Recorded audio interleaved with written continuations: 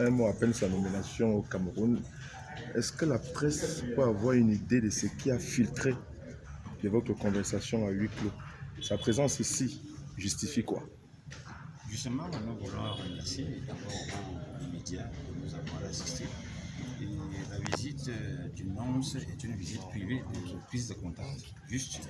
Et vous l'avez si bien énuméré en disant que quelle est cette nouvelle méthode de travail que le nonce, Monseigneur, a choisi, ce qui n'a jamais eu lieu.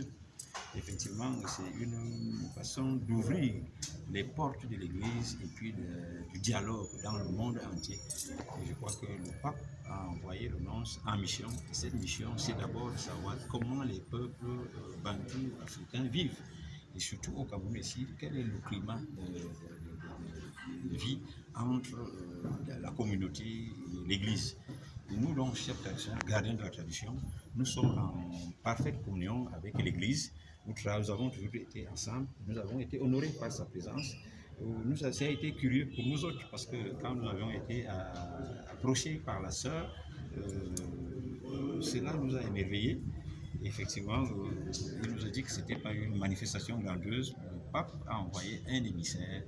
Le nonce a pensé que la meilleure manière de travailler, c'est d'aller rencontrer les populations. Et nous qui les encadrons, les chefs, nous avions été honorés et nous, ça nous va droit au cœur. Nous disons merci. Merci au nonce. Merci au pape François qui a pensé que nous avons encore une petite valeur dans le cadre traditionnel, dans le cadre de l'encadrement des populations. Le représentant du pape a reçu des présents de la chefferie traditionnelle. Quelle est la symbolique que vous avez donnée à ce présent?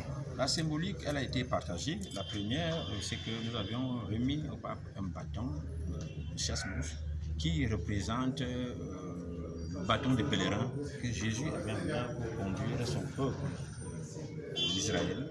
Nous avons vu les 12 apôtres et comment ils les conduisaient. Jésus était le gardien, il accompagnait les brebis et chaque fois qu'une brebis s'égarait, il allait à la recherche de celui-ci. Nous pensons donc que nous l'avons remis ce bâton pour qu'il continue à encadrer les populations, les chrétiens que nous sommes, afin que la paix vive, persiste au Cameroun, parce que c'est un message de paix qui nous a donné. Vous savez que le chasse-mouche a une caractéristique traditionnelle, c'est la paix. Vous voyez les fibres là, c'est le rassemblement, c'est le vivre ensemble, et cela a caractérisé notre rencontre d'aujourd'hui. Et en retour, lui aussi nous a gardé le chapelet, c'est-à-dire une condition à la prière, d'être permanent en communion avec le Seigneur. Cela nous est allé droit au cœur. Merci.